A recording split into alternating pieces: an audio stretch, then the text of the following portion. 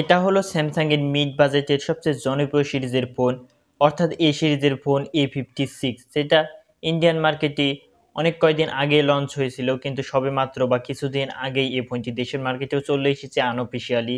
তো বর্তমানে দেশের মার্কেটে এই ফোনটির বেস ভেরিয়েন্ট 8/128 GB আপনারা পাবেন 50,000-এর আশেপাশে। যেহেতু সবে মাত্র বা কয়েকদিন হলেই এই ফোনটি এসেছে, তাই জন্য ফোনটির দামটি বর্তমানে স্টেবল না। যদি আপনারা এই ফোনটি কিনতে চান, তাহলে কয়েকদিন যখন যাবে, যখন প্রাইসটি স্টেবল পজিশনে চলে আসবে, তখন আপনারা ইচ্ছা করলে এই ফোনটি কিনতে পারেন। তো আজকের ভিডিওতে আমরা মূলত এই ফোনটি সম্পর্কে জানবো A to Z, এবং এটা জানার চেষ্টা করব যে 50,000 দিয়ে কি এই ফোনটি আপনার জন্য কেনা পারফেক্ট হবে কিনা, নাকি এর থেকে বেটার অপশান অ্যাভেলেবল রয়েছে। তো প্রথমেই আমরা বক্স কন্টেন্ট নিয়ে জানবো। তো যেটা সকলেই জানেন, স্যামসাংয়ের বক্সের ভিতরে আপনারা চার্জার পাবেন না, টাইপ সি কেবল পেয়ে যাবেন, সিম ইজেক্টর পিন, এবং পেয়ে যাবেন কাঙ্ক্ষিত ফোনটি।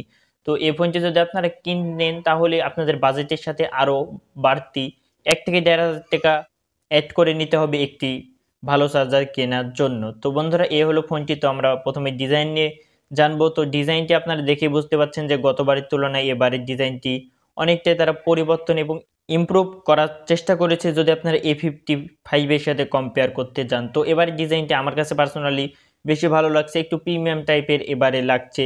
এবং এই ফোনটির সাইডে দেখতে পাচ্ছেন যে ফ্রেমে এখানে স্টাইলিশ এখানে দেওয়ার চেষ্টা করেছে। তো এই বিষয়টি খুবই ভালো লাগবে যখন ফোনটি আপনারা হাতে নেবেন। এখানে সাইড ফ্রেম হলো অ্যালুমিনিয়ামের, এবং এখানে এই ফোনটির ওয়েটও খুব একটা বেশি না, 198 গ্রাম, থিকনেস হলো 7.4 mm। তো গতবারের তুলনায় এবারে কিছুটা এখানে পাতলা করা হয়েছে, এটা আমরা বলতেই পারি। IP67 এর রেটিং পেয়ে যাবেন।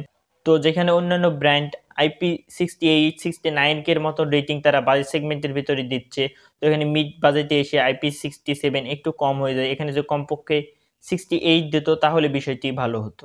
পোর্টস এবং বাটনের ক্ষেত্রে এখানে আপনারা 3.5 mm অডিও জ্যাকের পোর্টটি পাচ্ছেন না, বাদবাকি এখানে টাইপ সি পোর্ট, এখানে দুটো মাইক্রোফোন পাচ্ছেন, নিচের দিকে একটি স্পিকার গ্রিল পাচ্ছেন, সিম ট্রে পাচ্ছেন যেখানে ন্যানো সিম ইউজ করতে পারবেন, তার পাশাপাশি ই সিমও ইউজ করতে পারবেন।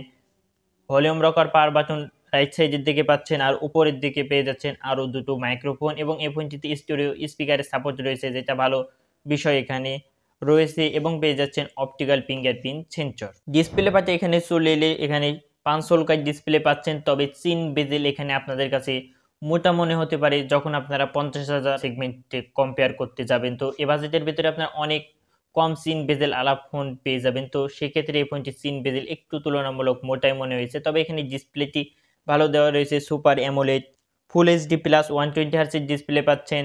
ডিসপ্লেতে আপনারা এখানে HDR10+ এর সাপোর্ট পেয়ে যাচ্ছেন। 1200 নিচ HBM ব্রাইটনেস রয়েছে, 1700 নিচ পিক ব্রাইটনেস রয়েছে, যেটা যথেষ্ট আউটডোরে ব্যবহার করার জন্য। কর্নিং গরিল্লা গ্লাস ভিক্টাস প্লাসের প্রোটেকশন রয়েছে ফোনটির ডিসপ্লেতে।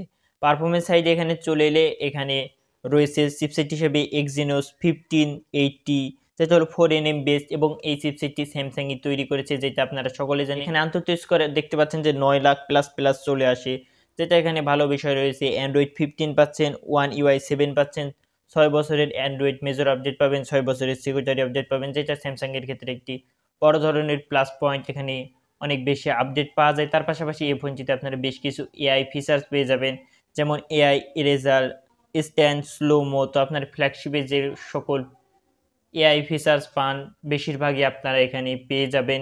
আর স্যামসাং এটাকে অসাম ইন্টেলিজেন্ট বলছে। তো আর্টিফিশিয়াল ইন্টেলিজেন্টকে যে যার মতো কাস্টমাইজ করে নিছে। প্রথমে অ্যাপেল ইন্টেলিজেন্ট, স্যামসাং তাদের এই সিরিজে এটাকে অসাম ইন্টেলিজেন্ট বলছে।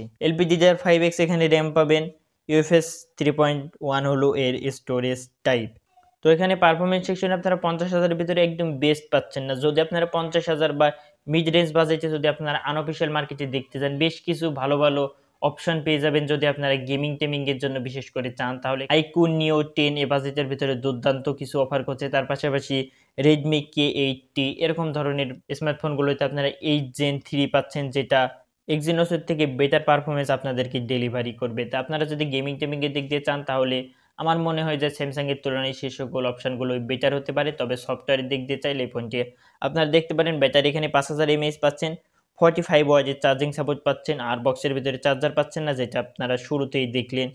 তো এখানে কিছুটা ইমপ্রুভমেন্ট করা হয়েছে গতবারে 25 ওয়াটের চার্জিং সাপোর্ট ছিল, এবারে 45 ওয়াট দিয়েছে। কানেক্টিভিটির ক্ষেত্রে এখানে আপনারা wifi 6, Bluetooth 5.3, NFC, dual 4G VoLTE ইত্যাদি সাপোর্ট পেয়ে যাচ্ছে। ক্যামেরা সেকশনে চলে এলে এখানে 50 মেগাপিক্সেলের মেইন ক্যামেরা পাচ্ছেন, 12 মেগাপিক্সেলের আলট্রা ওয়াইড পাচ্ছেন, 5 মেগাপিক্সেলের একটি মাইক্রো লেন্স পাচ্ছেন, আর সেলফিতে পাচ্ছেন 12 মেগাপিক্সেল। তো এখানে সেলফির দিক দিয়ে গতবারের তুলনায় এখানে কমানো হয়েছে, গতবারে 32 মেগাপিক্সেল ছিল। তো এই বিষয়টি নিয়ে অনেক ইন্ডিয়ান ইউটিউবার তারা স্যামসাংয়ের সাথে কথা বলেছে এবং তাদের ভাষ্য মতে তারা স্যামসাংকে জিজ্ঞাসা করেছিল এই ব্যাপারে, তারা বলেছে যে এখানে শুধুমাত্র তারা মেগাপিক্সেলই কমিয়েছে, তবে তাদের প্রসেসিং আগের মতনই রয়েছে। তাদের এস সিরিজের ফোনগুলোতেও 12 মেগাপিক্সেলের সেলফি ক্যামেরায় পাওয়া যায়, যেটা আপনারা সকলে জানেন। তো এখানে ছবি কোয়ালিটি এখানে ভালোই পাবেন, এটা বলতে পারি। ভিডিও এখানে সর্বোচ্চ 4K 30 fps ভিডিও শ্যুট করতে পারবেন, তো এটি একটু কম হয়ে যায়। এখানে 60 fps যদি দেওয়া হতো তাহলে এখানে ভালো হতো। তো বন্ধুরা, এই ছিল মূলত স্যামসাং গ্যালাক্সি A56 5G। তো এই ফোনটি সম্পর্কে আপনার কি মতামত অবশ্যই কমেন্ট করে জানাবেন। আর ভিডিওটি যদি ভালো লাগে লাইক করতে ভুলবেন না। এরকম ভিডিও দেখতে সাবস্ক্রাইব করে আমাদের পাশে থাকতে পারেন। দেখা হচ্ছে অন্য কোনো ভিডিওতে। ভালো থাকবেন, সুস্থ থাকবেন। আল্লাহ হাফেজ।